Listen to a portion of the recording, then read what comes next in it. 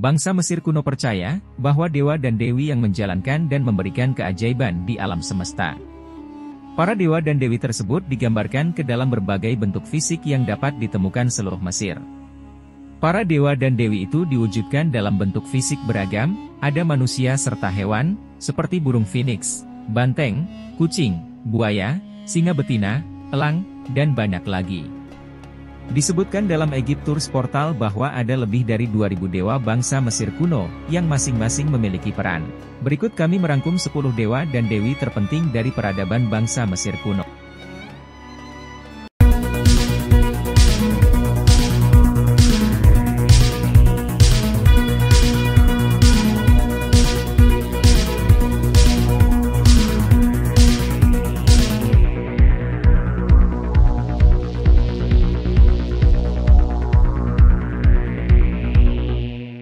Kita mulai dari yang pertama, Ra atau Atum sebagai dewa matahari. Seperti yang telah kita lihat, Ra seringkali digabungkan dengan dewa lain, terutama dewa pencipta. Dia adalah pemelihara yang agung, sumber utama energi, cahaya, dan kehidupan. Matahari terbit yang dapat digambarkan sebagai terbitnya seekor burung yang berapi-api atau seorang anak yang bercahaya. Dia adalah raja pertama, dan dia memerintah langsung di bumi selama bertahun-tahun yang tak terhitung jumlahnya di masa lampau, di mana para dewa dan manusia hidup bersama. Belakangan, Ra menjadi tua, dan hal ini memicu sejumlah perkembangan. Dia menjadi tua dan tidak begitu tangguh, dan akibatnya, umat manusia memberontak. Isis menggunakan sihirnya untuk memastikan nama aslinya melalui cara yang licik. Dijelaskan bahwa Isis berhasil dalam usahanya hanya karena Ra lemah, dan kemampuannya memudar. Akhirnya, Ra naik ke langit, memulai perjalanan hariannya melintasi langit dan perjalanan malamnya melintasi dunia bawah. Setelah kepergiannya, jabatan raja diteruskan ke dewa-dewa lain. Horus adalah yang terakhir di antara mereka, zaman para Fir'aun dimulai setelah zamannya. Di dunia bawah, banyak hal terjadi, 12 wilayah harus dilalui. Tantangan perlu dinegosiasikan dan bahaya harus diatasi. Banyak monster yang harus ditundukkan, dan yang paling utama di antara mereka adalah Apophis, si ular besar yang menyerang setiap malam dan mencoba menelan matahari, yang jika berhasil, akan menjadi bencana bagi seluruh ciptaan, menandai akhir dari dunia besar saat ini. Untungnya, Ra berhasil menang setiap malam, dibantu dalam misi malamnya oleh banyak dewa yang menemani dan melindunginya. Setiap pagi, Ra terlahir kembali dari rahim Nut, dewi yang melambangkan langit. Tradisi yang lebih tua memberikan gambaran yang lebih brutal dan rinci tentang hal ini. Ra dimakan oleh langit di malam hari, digantikan oleh bintang-bintang, kemudian Ra melahap bintang-bintang di pagi hari, menodai langit dengan darah mereka. Yang kedua, Tah, dewa pengrajin. Salah satu dari banyak dewa pencipta Mesir kuno, Tah dikatakan telah menciptakan dunia dengan hati dan lidahnya. Menurut kepercayaan orang Mesir kuno, jantung Tah adalah pusat dari pikiran dan perasaan. Karena itu, Tah pertama kali membayangkan dan merencanakan pembuatan dunia di dalam hatinya, memvisualisasikan dunia sebagai hasil karya seorang pengrajin. Dengan gagasan yang dimilikinya, kemudian diteruskan ke lidah, yang mewujudkan gagasan. Selain perannya sebagai pencipta dunia, dikatakan bahwa Tah dapat membuat tubuh baru untuk orang mati, dan memberikan mereka daging baru. Dia adalah pelindung para pengrajin, yang khusus pada pematung dan pekerja logam. Tongkat kerajaan yang dibawanya menyatukan Jet, Was, dan An. Jet itu seperti pilar dan simbol yang mewakili stabilitas, Was adalah tongkat yang mewakili kekuasaan dan dominasi, dan An adalah simbol berbentuk salib dengan lingkaran yang melambangkan kehidupan. Raja Firaun di Mesir biasanya dimahkotai di kuil Tah di Memphis. Dan hal itu diperkirakan terjadi bahwa 3 atribut yang diwujudkan dalam tongkatnya dianugerahkan kepada mereka pada saat pelantikan. Yang ketiga, Sekhmet, Dewi Perang. Sekhmet adalah salah satu dewi paling menonjol di jajaran Mesir. Lebih dikenal sebagai Dewi Perang. Sekhmet paling sering digambarkan sebagai singa betina, atau seorang wanita dengan kepala singa, dan citranya biasa digunakan sebagai lambang pertempuran baik sebagai pemimpin dalam peperangan dan pelindung Fir'aun. Menurut mitos, Sekhmet adalah putri Ra. Dalam seni Mesir, Sekhmet biasanya digambarkan dengan kulitnya yang dicat hijau seperti Osiris, dewa dunia bawah. Dia membawa aneh kehidupan, meskipun ketika ditampilkan duduk atau berdiri biasanya memegang tongkat kerajaan yang terbuat dari papirus, simbol Mesir Utara atau bawah, yang menunjukkan bahwa dia terutama terkait dengan utara.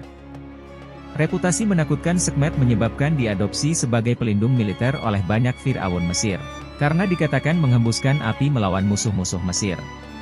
Misalnya, Fir'aun kuat Ramses II memakai gambar Sekhmet, dan di jalur yang menggambarkan pertempuran Kades, dia digambarkan sedang menunggang kuda Ramses dan membakar tubuh musuh dengan apinya. Sebuah julukan kuno berbunyi bahwa dia adalah Nyonya Kehidupan. Kemampuannya untuk menyembuhkan sangat dihargai sehingga Amenhotep III memiliki ratusan patung Sekhmet yang dibuat untuk ditempatkan di kuil pemakamannya di tepi barat dekat Thebes sebagai sarana untuk melindunginya di akhirat. Sekhmet juga dilaporkan sebagai ibu dari dewa singa yang tidak dikenal bernama Ma'ahes, yang merupakan pelindung dan pelindung Firaun, sementara teks lain menyatakan bahwa Firaun sendiri dikandung oleh Sekhmet. Yang keempat, Geb dan Nut. Sebagai dewa langit dan bumi, Geb diyakini sebagai dewa bumi, dan berperan penting dalam mitos penciptaan Mesir kuno. Faktanya, orang Mesir kuno menyebut bumi sebagai rumah Geb. Menurut orang Mesir kuno, Geb adalah cucu Ra, dan putra Shu dan Tefnut, masing-masing dewa udara dan kelembapan. Selain itu, Geb adalah kembaran Nut, Dewi Langit. Dipercaya bahwa Geb dan Nut dilahirkan dengan berpelukan erat, dan harus dipisahkan oleh ayah mereka Shu, udara. Bagi orang Mesir kuno, hal ini menjelaskan mengapa bumi dan langit dipisahkan satu sama lain oleh udara yang kita hirup. Geb sering digambarkan sebagai bapak ular, dan sering digambarkan seperti itu, atau sebagai pria berkepala ular. Selain itu, karena hieroglif untuk nama Geb adalah seekor angsa, dewa tersebut seringkali diberi kepala angsa ketika digambarkan. Geb juga diyakini sebagai ayah dari 4 dewa penting Mesir, Osiris, Isis, Set, dan Nephthys. Selain itu, para Firaun percaya bahwa mereka adalah keturunan Geb. Yang kelima, Osiris, dewa keadilan. Dari pasangan Geb dan Nut lahir dari mereka 4 anak. Osiris, Isis, Set, dan Nephthys. Osiris, anak tertua dari 4 bersaudara, memerintah Mesir bersama Isis. Keduanya memimpin periode perdamaian dan kemakmuran yang berkepanjangan. Ini berakhir ketika Set membunuh dan merebut kekuasaan kakak laki-lakinya. Namun, secara tidak sengaja, hal ini membuat Osiris jauh lebih kuat daripada sebelumnya, dan kini ia menjadi penguasa dunia bawah. Alih-alih raja dunia kehidupan, Isis berhasil membangkitkan Osiris dalam waktu singkat, cukup lama untuk menghamilinya sebelum kembali ke wilayah Chotoniknya. Yang kemudian lahir dari mereka adalah Horus, raja yang sah, yang pada akhirnya akan merebut kembali mahkota ayahnya, menantang dan mengalahkan Set. Digambarkan sebagai mumi Fir'aun, ia mengenakan mahkota Atef, hiasan kepala tinggi, putih, berbentuk kerucut yang dihiasi bulu burung unta di kedua sisinya. Wajahnya biasanya ditampilkan dengan kulit hijau atau hitam, mencerminkan hubungannya dengan regenerasi dan kelahiran kembali. Osiris biasanya memegang tongkat dan cambuk, simbol kerajaan dan otoritas. Duduk di singgasananya di Aula Dua Kebenaran, Osiris memimpin penghakiman upacara jantung. Hati orang yang meninggal ditimbang dengan bulu ma'at, kebenaran, keseimbangan, harmoni, keadilan, pada dasarnya semua aspek positif dari keseimbangan universal. Jika hati melebihi bulu, maka orang tersebut tidak menjalani hari-harinya sesuai dengan prinsip ma'at. Jiwa-jiwa ini menderita kematian kedua, dimakan oleh monster amit dan dengan demikian dikutuk untuk dilupakan. Jika jantung sama beratnya dengan bulu, maka yang terjadi adalah sebaliknya. Jiwa-jiwa ini bisa naik ke bintang-bintang, memasuki ladang alang-alang, yang dikenal sebagai Aaru, surga yang mirip dengan dunia fana, atau mengabdi kepada para dewa. Dalam mitologi Mesir, Ra memulai perjalanan malam melalui Duat, dunia bawah tanah Mesir. Saat ia melakukan perjalanan, Ra bertemu dengan berbagai dewa, setan, dan roh. Salah satu momen terpenting dalam tantangan dan bahaya. Hingga akhirnya Ra dengan Osiris menyatu, persatuan ini mewakili perpaduan kehidupan, diwujudkan oleh Ra, dan kematian, diwujudkan oleh Osiris. Ra akan diperbaharui setiap malam sehingga ia dapat terlahir kembali setiap pagi. Ada juga pandangan yang menyatakan Ra adalah roh dan Osiris adalah tubuh. Roh yang memperbaharui tubuh sehingga menjadi seperti itu, bisa terus hidup setelah mati dan memperbaharui raganya ruhnya agar bisa bangkit kembali. Interaksi yang sangat diperlukan ini menggarisbawahi keyakinan Mesir akan keterhubungan antara kehidupan, kematian, dan kelahiran kembali, yang sejajar dengan siklus besar penciptaan. Setiap penciptaan diikuti oleh kehancuran dan kembalinya ke lautan kekacauan dan sebaliknya. Yang keenam, Horus, Dewa Langit. Putra Osiris dan Isis, Horus paling sering digambarkan sebagai pria berkepala elang. Dia adalah elang surgawi dan manifestasi ilahi dari kedudukan raja. Dia adalah dewa terakhir yang menjadi raja. Masa Firaun dimulai setelah pemerintahannya. Matahari dan bulan adalah matanya, dan lebar sayapnya membentang di angkasa. Dibandingkan Isis dan Osiris, Horus versi primordial adalah putra Dewi Langit, baik Nut atau Hathor. Salah satu gambar tertua dari Mesir kuno adalah gambar elang di atas kapal Bard. Di sini, Horus diperkirakan dibayangkan sebagai bintang atau planet yang mengarungi luasnya angkasa. Salah satu mitos mengatakan saat matanya terbuka, berarti munculnya matahari dan bulan, saat itulah awal penciptaan. Seperti halnya, dengan hampir semua dewa pencipta lainnya dalam mitologi Mesir, Horus secara sinkretis menyatu dengan Ra. Keduanya menjadi Ra-Horahti, dia yang mengalahkan musuh-musuhnya untuk bangkit dengan penuh kemenangan di timur. Horus yang muda menantang dan mengalahkan Set setelah keduanya bersaing memperebutkan tahta selama 80 tahun dan dinobatkan sebagai raja. Dan Horus si anak terkenal sebagai tokoh terkemuka di antara dewa-dewa anak Mesir.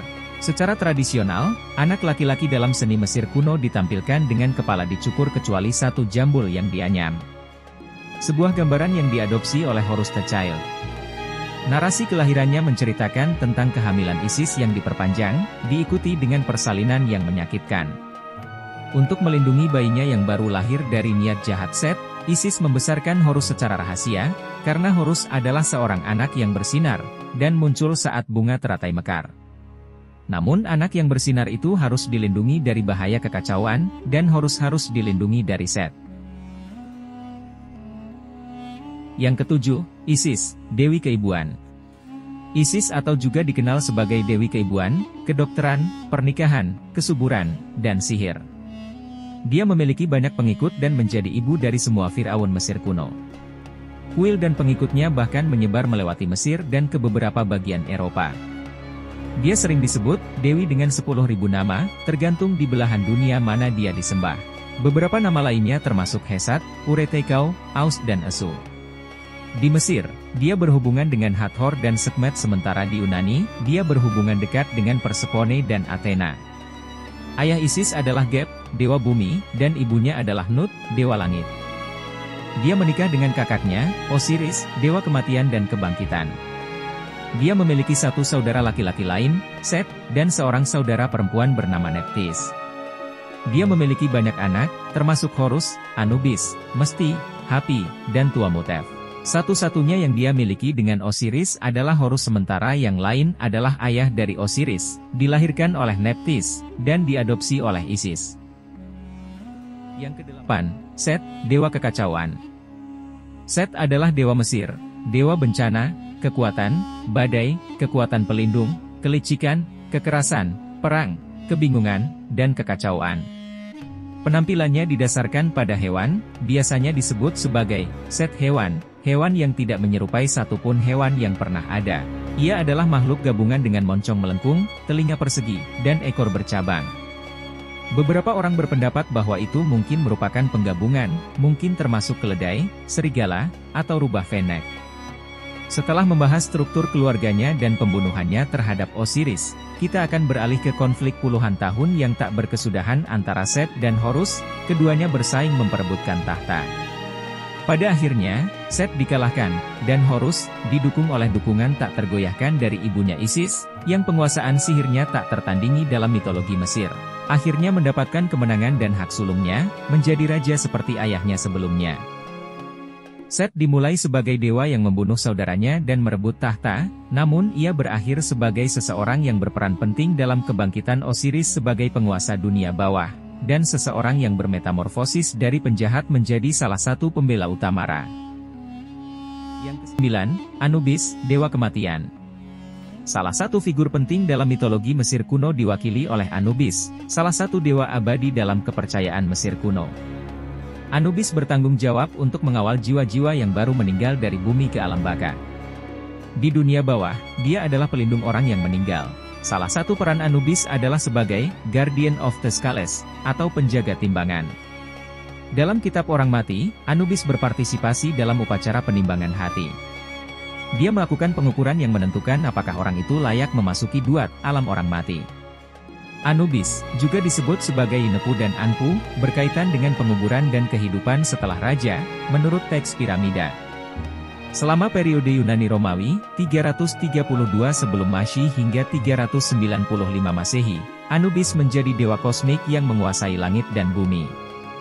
Dalam teks peti mati, Anubis adalah putra Dewi Sapihesat, tetapi juga putra Bastet.